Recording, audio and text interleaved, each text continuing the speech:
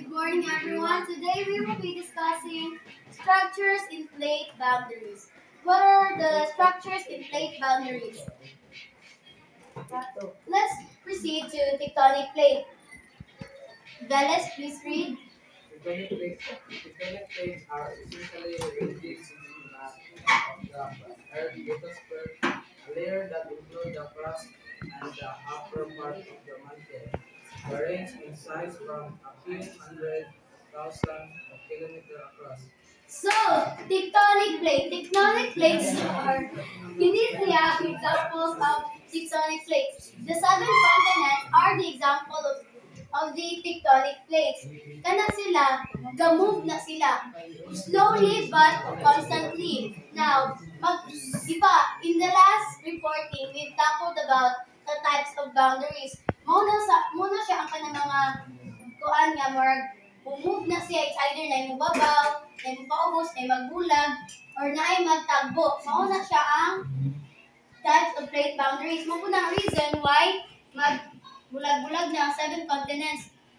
Sa una, di ba, gita ko nga to ang Pangaea, the supercontinent, which means gaisa ni sila, but through the years, generations, decades, ano na siya, bulag-bulag. Next is types of boundaries. Please read. Transform boundaries, convergent boundaries, divergent boundaries. Raya, what is divergent boundaries? Divergent boundaries Can you stand? boundaries when two tectonic plates move apart or separate. Separate. So, sakto, no? Divergent boundary. As you can see sa picture, ang tectonic plates na bulag.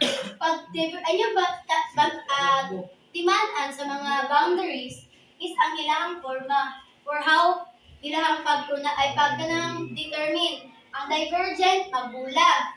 Ang convergent, magtagbo or na magpaubos.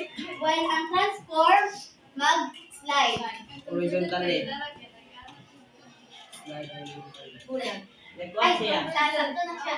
This is the type of convergent boundaries na walay subduction. Sa ganito, walay subduction ng convergent boundaries. Continental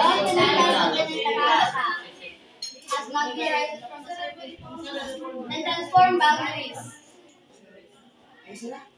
So, kini siya, ay muni sila ang mga tectonic plates. We will later on, maibala na ito sa sila kini mga red lines, arrows line. BJ, can you read? What can you observe on the diagram presented? So, muni siya, no? What can you observe in the diagram?